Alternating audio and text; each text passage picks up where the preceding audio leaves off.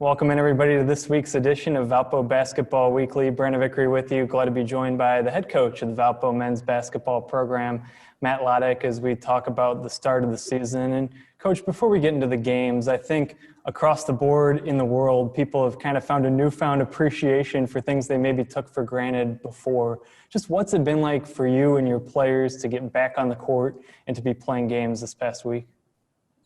No, it's been pretty special. It's just been such a whirlwind for us, right? I mean, there's been kind of the special end of the season last year, and I mean not the way that we wanted it to end, right? But we qualified for the postseason. We're going to look to go somewhere, and just having that shut down for us was tough. And then not really being together for a long time. We started kind of trickling back to campus, sometime in July, right? It was, guys could get into the gym, one ball, one guy, one rim, couldn't have a rebounder.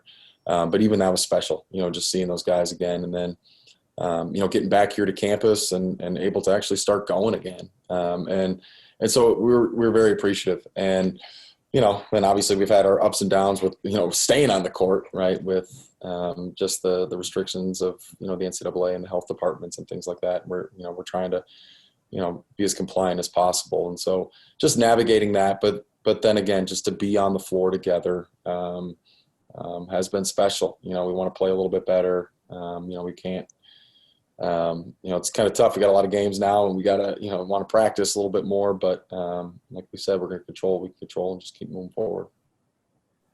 Let's talk about these first two games and what you want to improve on going forward. I know coaches talk a lot about a lot of that improvement comes between the first and third or fourth game of the season, maybe magnified this year with no scrimmage, no exhibition. What are some of the big takeaways after UIC that you're working on improving? Well, I'll speak a little bit on the Vanderbilt game.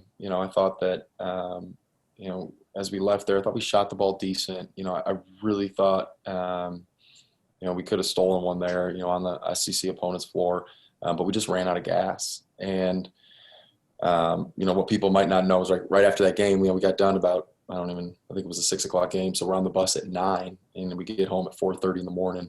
And so there was, again, a little bit of just, some fatigue. So really getting our guys healthy, getting back in shape. I have not been very pleased with our, shot selection. I think it's been a little bit rushed. Establishing roles, making sure that Ben gets more touches, Donovan gets a couple more touches, and going from there. And really, we are playing with lineups right now just to try to kind of get an idea of what people can do. And we're learning on the fly. And so it's a unique year, but I do like our team. I like our talent. I like the makeup of it. We just got to continue to get better every day. You mentioned Ben, and he's been certainly efficient and a bright spot, back-to-back double-figure games, something he didn't do a year ago. He's been in the starting lineup, obviously different from a year ago. What's different about Ben Crickey as a freshman as compared to now as a sophomore? Well, I just think, Ben's one of those young men that just tries to get better every single day. And, what people don't know is he's been in quarantine 6 times.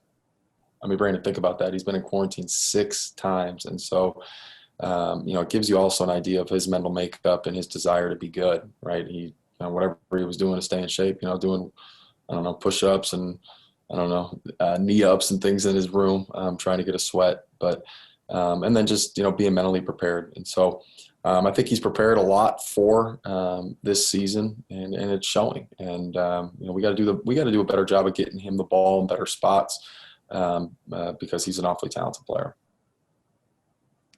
It's going to be different when you play your first home game on Sunday as compared to years past with limited audience, some friends and family in attendance. Obviously, road games, you've been in a similar situation. Just how much different, what type of impact does it make in terms of home court advantage with spectator limitations across college basketball?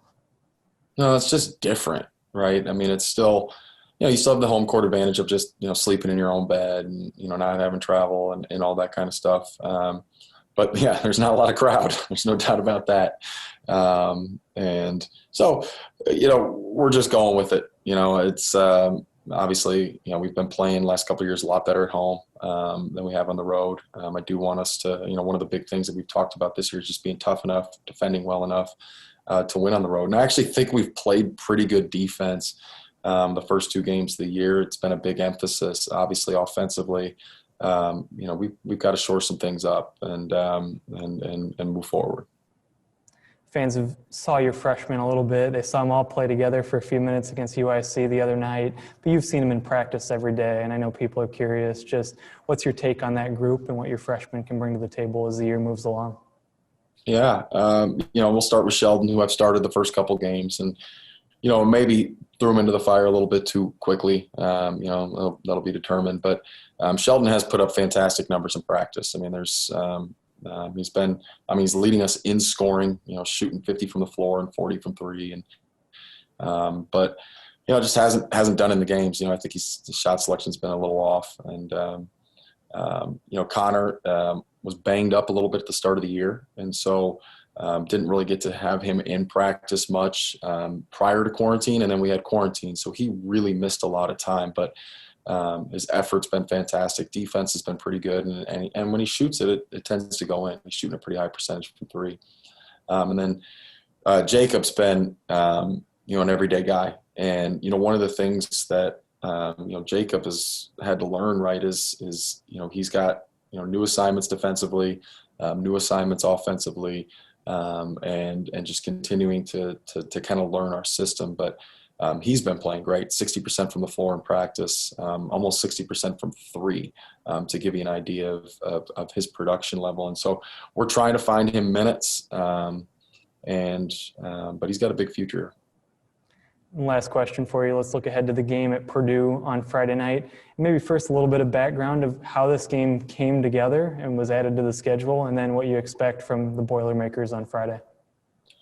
Well, I guess a lot of teams have the same restrictions. A lot of universities, right? They don't want their teams traveling too far, and Purdue being down the road, and it just kind of worked out. And so obviously that they're good. They're a Big Ten team. They're enormous inside, really well coached, tough. They've got a couple local kids that been in our gym a lot. Both guys that we had recruited. And so I know that they're probably gonna have a little bit of a chip on their shoulder, but they do a good job of guarding. They're very, very fundamental in defense.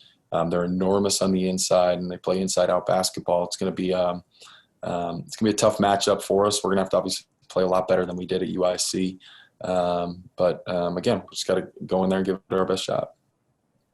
There he is, the head coach of the Valpo men's basketball team, Matt Loddick. This has been this edition of Valpo Basketball Weekly, and it's brought to you by our good friends at Lakeshore Bone and Joint Institute. For all the latest in Valpo athletics, check out valpoathletics.com.